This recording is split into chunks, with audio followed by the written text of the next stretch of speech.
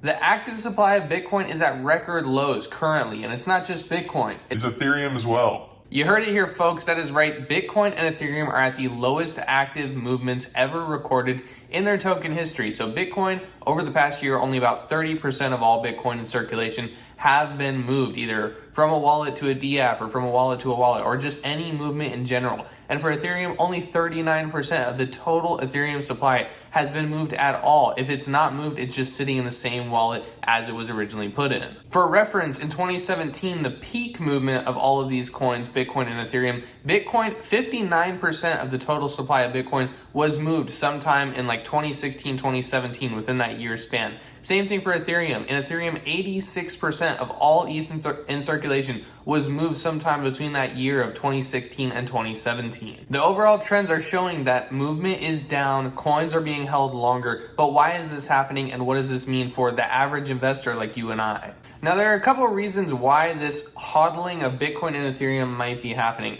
A couple of them, I'm sure we can all kind of guess, is people have seen other people before us become very, very rich in very, very short, 5 to 10 year periods, and they're trying to emulate the same. People have seen that people have made money on Bitcoin and Ethereum, and they are arguably two of the most popular, two of the most blue chip cryptos that we have. And so why would that expectation change? People are assuming that if that happened in the past, the same thing would happen now, maybe not to the same degree of wealth, but much like the early purchasers of S&P 500, the early purchasers, which I believe we are still early of Bitcoin and Ethereum, can purchase now and become infinitely wealthy over their lifespan and into their kids' lifespan. Another major reason why people are hodling these coins is probably due to the anticipation of the halving. This goes back into a historical perspective as well. Every single halving before this halving, we have seen numbers go up fundamentally. From the halving, 6 months after the halving, we have our bull market, right? So a lot of this is correlated with how much money it costs to mine Bitcoin, not so much with Ethereum anymore as it's proof of stake, but every time Bitcoin does a halving, it basically doubles the expensiveness of Bitcoin. So right now in America, it costs about on average like 20 grand to mine a Bitcoin due to the electricity cost basically.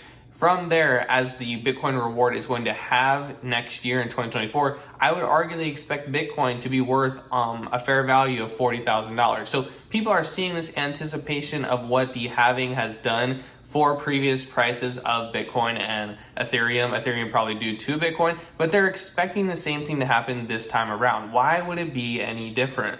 Some other interesting reasons why people might not be moving their coins is that they're scared. People have made money and they hold a significant amount of Bitcoin, and they've seen what have happened to people moving coins in the past. A lot of people are probably storing their Bitcoin and ETH on a hardware wallet somewhere in a safe, in an RFID cage, in like all these layers of security, hidden in their backyard, hidden in their tree, hidden in their wall, right? They have a ton of things going on. One, they can't even access the Bitcoin to move it, right? They got it so vaulted down. Two, people are scared to move Bitcoin and Ethereum. Why would they move from a hardware wallet to a hot wallet, from a cold wallet to a hot wallet?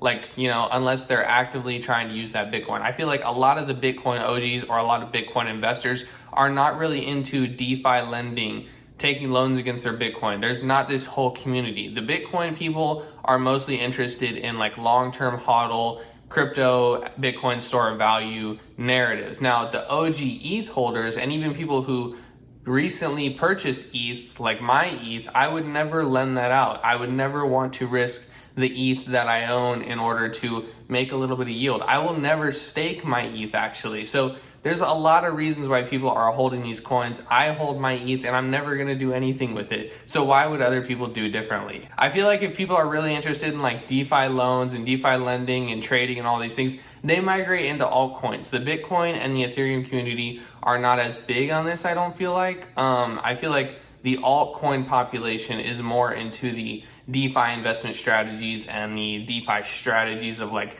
trying to make more, trying to make return, trying to make APY, et cetera, et cetera, et cetera. Another really interesting thing you should know about Bitcoin and like what's happening with the Bitcoin currently is that, yes, as the number of Bitcoin moved is going down, transactions on Bitcoin's network are still going up. Furthermore, the average price of each transaction on Bitcoin is still going up as well. So this can be correlated to a lot of things. It could be due to the Bitcoin ordinals clogging the chain and, causing people to spend more on chain to make transactions.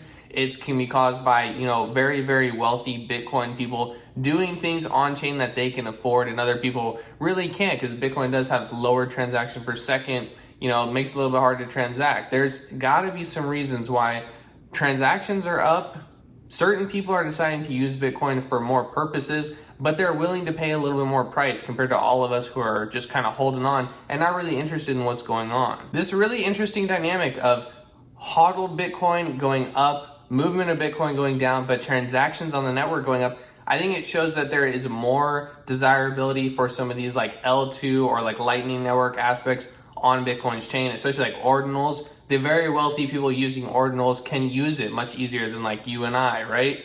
I think that it also shows a lot of adoption long-term for crypto and Bitcoin specifically. And I think it shows that people are willing to pay to do something. So not only is Bitcoin a store of value, but it is a usable chain that people are willing to use as type of money. This also shows a continued revenue generation of blockchains, which is a big hurdle that's been in our way. And people want to see, like big time investors want to see money being made consistently by the chain, because a lot of chains, they are made to make money for, you know, VCs or for investors or for holders of that L1 token. Lastly, how does this translate into the altcoin market? So I think there's two scenarios. Altcoins with a fixed cap supply, much like Cardano and Ergo, I think that they're probably experiencing the same thing that Bitcoin and Ethereum are experiencing. I know Ethereum is not a capped supply, but Ethereum is consistently deflationary. So it does have that going for it, right? I think a lot of these Cardanos, Ergos, the capped supply tokens, Bitcoin capped supply token, they're probably experiencing the same thing where people are holding those coins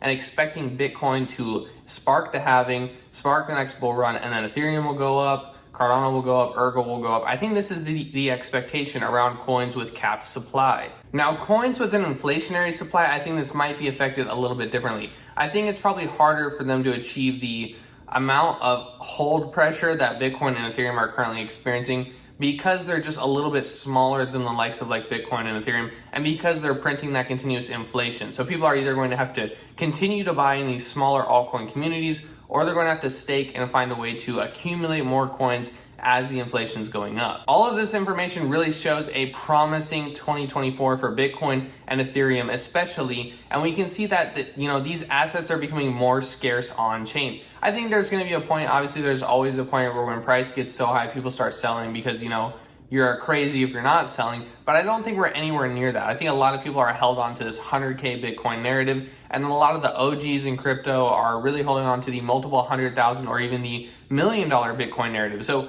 I think it's gonna be really hard to get out of this kind of reduction of movement of Bitcoin and Ethereum, and I think that's going to translate into the altcoin market as well. One thing that I have back in my mind though, when I'm talking about all this and seeing all the data, is like, what if the halving happens differently this time? And I know that Bitcoin rewards decrease, which electricity costs cause Bitcoin to go up, right? But what if the halving this time is just different? I feel like a lot of eyeballs are on crypto. A lot of people are watching crypto. What if the halving is like, you know, the halving happens in April or whatever, and then we don't get a movement in price until May? Like, what if there's a little shift this year that caused people to panic a little bit? I am partially expecting Bitcoin to kind of creep back down to like 25,000 possibly or something. I wouldn't be surprised if something like that happened. If it does, I'll probably try and buy some more or, you know, stack a little bit. But I'd be really curious just to see what is going to happen this cycle, because I do feel like it might be a little bit different than previous cycles. I know history always tends to repeat so far until it doesn't, and I'd be curious to see what happens